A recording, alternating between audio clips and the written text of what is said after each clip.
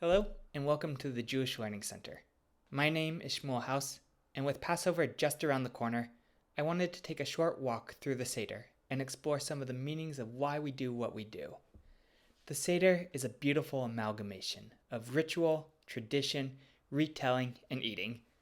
The Seder is broken down into 15 steps, the list of which is sometimes sung before the Seder starts.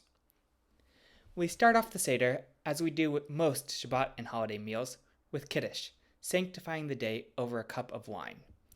We also say Shehechianu, a blessing thanking God for allowing us to celebrate the festival once again. We then drink the wine while leaning to the left. In ancient times, it was a symbol of freedom to eat and drink while reclining, and we therefore show our freedom today by reclining as we eat and drink.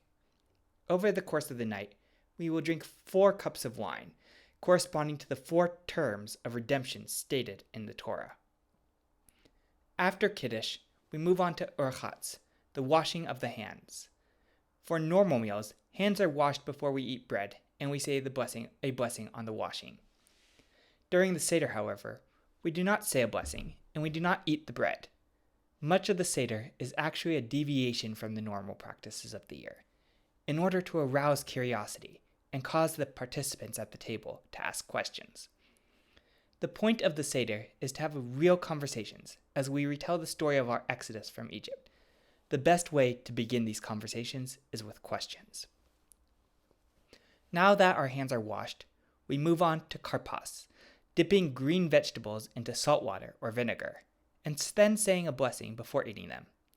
It is appropriate at this time to also have in mind the bitter herb we will be eating later at the Seder.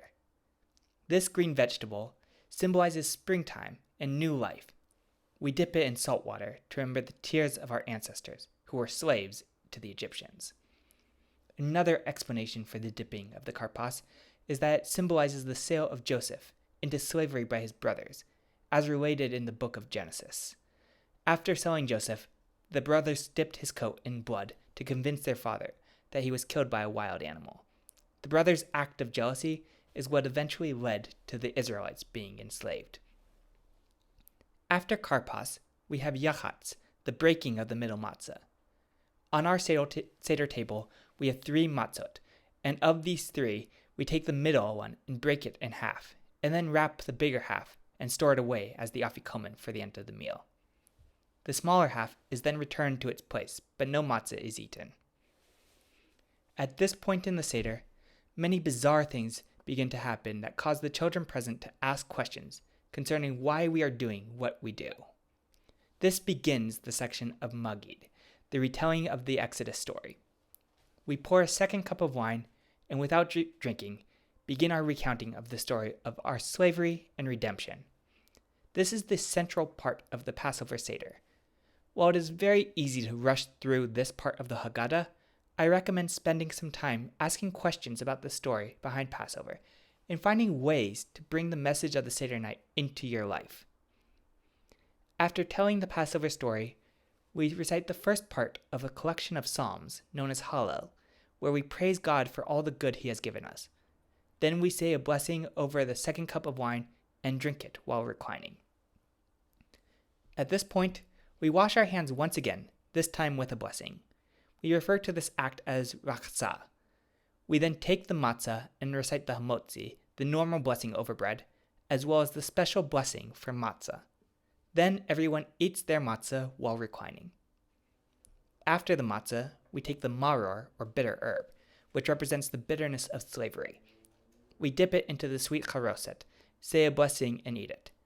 After eating it plain, we take more maror and charoset and place them on the matzah to eat as a sandwich called korech. We do this to remember the time when the temple stood and a lamb was brought as an offering to God every Passover. At that time, one of our great sages, Hillel, said that the lamb, maror, and matzah should be eaten together. To remember this practice, we do a symbolic version without the paschal lamb. Now it is time to enjoy the meal called Shulchan Orech.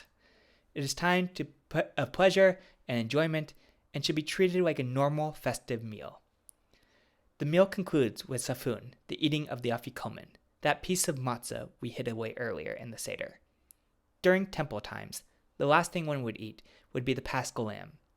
Today, we use the matzah as a remembrance of that time. It is proper to eat the afikomen before the middle of the night.